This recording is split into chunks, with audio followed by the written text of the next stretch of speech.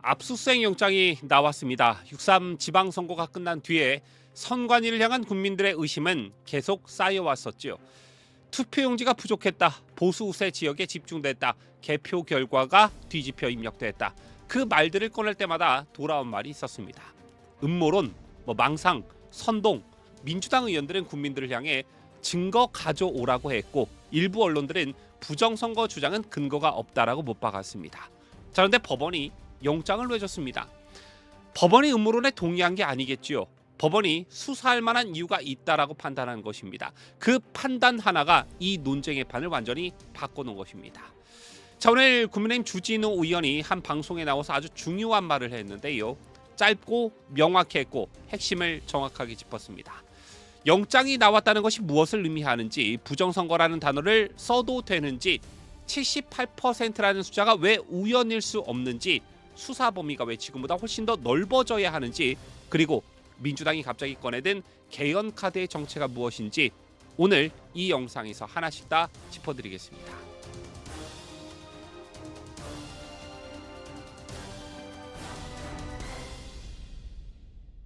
시청자 여러분 안녕하십니까? 뉴스데일리 베스트 민앵커입니다. 6.3 지방선거 부정선거 사태가 불거진 지 벌써 보름이 넘었습니다. 그 사이 합동수사본부가 꾸려졌고 선관위에 대한 압수수색 영장이 발부가 됐지요. 수사가 본격 궤도에 올랐다는 얘기입니다. 오늘은 주진우 의원의 발언을 중심으로 이 수사가 지금 어디까지 왔고 어디로 가야 하는지, 그 길목에서 민주당이 왜 갑자기 개헌 카드를 꺼냈는지까지 순서대로 짚어보도록 하겠습니다. 주진우 의원이 오늘 인터뷰에서 한 말 중에 가장 핵심적인 문장이 하나 있습니다. 단순한 부실선거, 즉 과실이었다면 법원에서 압수수색 영장이 발부되지 않았을 것이다. 이 한 문장이 오늘 이 이야기의 출발점인데요. 법적으로 따져보겠습니다. 직무유기, 선거 범죄 이런 조항들은 과실범을 처벌하는 조항이 아닙니다. 일부러 한 사람, 즉 고의범을 처벌하는 조항입니다. 실수로 투표용지를 덜 가져다 놨다면 그건 행정징계 대상입니다. 형사영장이 나오는 사안이 아니라는 거지요. 그런데 법원이 영장을 내줬습니다. 법원이 이건 고의일 수 있다는 가능성을 인정한 것입니다.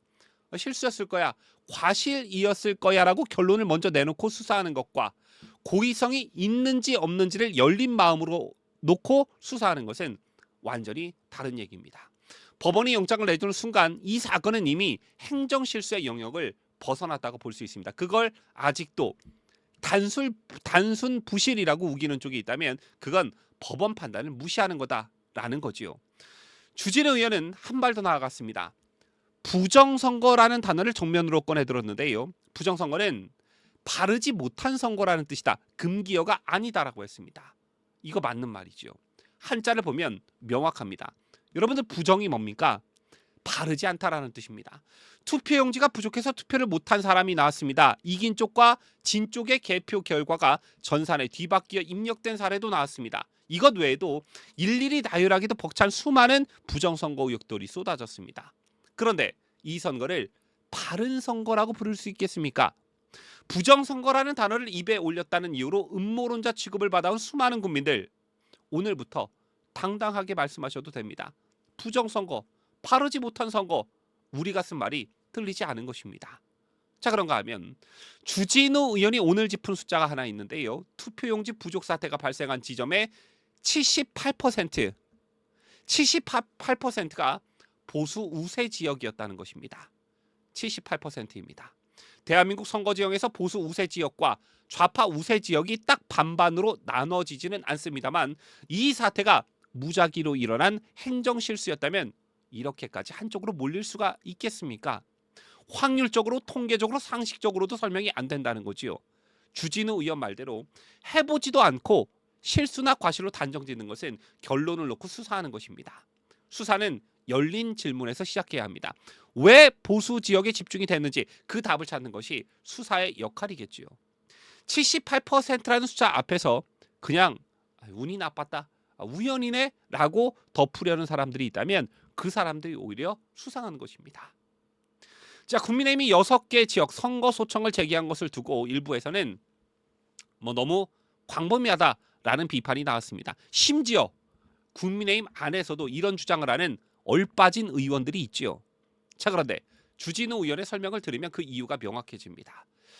소청을 미리 제기해두지 않으면요, 나중에 수사 결과가 나와서 재선거를 치러야 할 상황이 생겨도 법률상 재선거 자체가 원칙적으로 불가능해진다는 것입니다. 쉽게 말하면 특검과 국정조사를 통해 이 지역 선거는 다시 해야 합니다라는 결론이 나와도 지금 소청을 걸어두지 않으면 법적으로 재선거를 할 수 없게 된다는 뜻입니다. 그러니까 엄살이 아니라 법적 준비였다는 거죠. 나중에 문을 열려면 지금 열쇠를 꽂아둬야 한다는 것입니다. 그걸 두고 왜 이렇게 많이 냈느냐라고 따지는 사람들, 선거가 깨끗했다고 확신한다면 뭐 소청이 그냥 기각되면 그만 아니겠습니까? 뭐가 무섭습니까?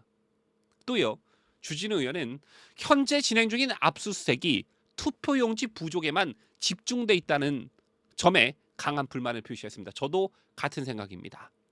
투표용지 부족은 빙산의 일각입니다. 개표 결과를 뒤집어 입력한 사례가 있었죠. 중복으로 입력한 사례가 있었습니다. 과거 선거에 투표자 수와 개표자 수가 맞지 않는 전산 왜곡 의혹도 있습니다. 이런 것들이 전부 수사 테이블 위에 올라와야 합니다.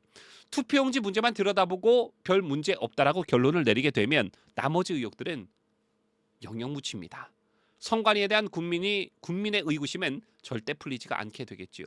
성역 없는 수사, 말로만 하면 안 됩니다. 범위부터 제대로 잡아야 한다. 이런 말씀 꼭 드리고 싶고요. 주진우 의원은 또 국정조사의 한계를 솔직하게 짚었습니다. 뭐냐? 강제력이 없다라는 것입니다. 선관위가 버티면, 자료 제출 거부하면 국정조사 뭡니까? 속수무책이지요. 우리가 이미 수차례 목격한 패턴입니다. 결국 남은 선택지는 특검입니다. 강제 수사권을 가진 독립적 수사기구만이 선관위의 전산 시스템, 내부통신, 인적관계망을 전부 들여다볼 수 있습니다.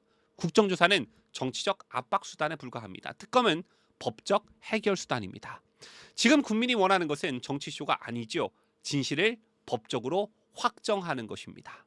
주진우 의원이 결국 특검으로 갈 수밖에 없다고 한 말, 이게 현실입니다. 특검을 막으려는 쪽이 있다면 그쪽이 뭘 숨기고 싶은지 국민들이 스스로 판단하실 겁니다. 자, 그리고요, 많은 국민들께서 어처구니 없게 생각하는 것이 있죠. 바로 지금 이 시점에 민주당이 꺼낸 카드가 원포인트 계열입니다. 중앙선관위를 헌법에서 분리하자, 5.18 정신을 헌법 전문에 넣자, 이런 거죠. 선관위 조직 개편론이 언젠가는 해야 할 일입니다. 그런데 왜 하필 지금입니까? 선관위 압수수색이 진행되고 있고 부정선거 의혹 수사가 막 시작된 이 순간에 갑자기 개헌 카드를 꺼낸 것입니다. 주진우 의원은 이걸 한 문장으로 정리했습니다. 민심을 누그러뜨리기 위한 시선 분산용 꼼수라고 말이죠. 지금까지 협치 없이 다수당의 힘으로 밀어붙인 민주당이 수사 칼날이 자기들 쪽을 향하자 갑자기 개헌 같이 합시다라고 손을 내민 것입니다. 그 손을 선뜻 잡을 국민이 얼마나 되겠습니까? 모든 일에는 순서가 있는 겁니다. 특검으로 진실을 먼저 밝히고 국민적 공감대가 형성이 되면 그때 여야가 머리를 맞대는 것이 순리겠죠. 수사 도중에 국면 전환 카드로 개헌을 꺼내는 것은 국민을 우롱하는 행위입니다. 지금까지 저는 자유대한민국을 수호하는 뉴스데일리 베스트 민앵커였습니다.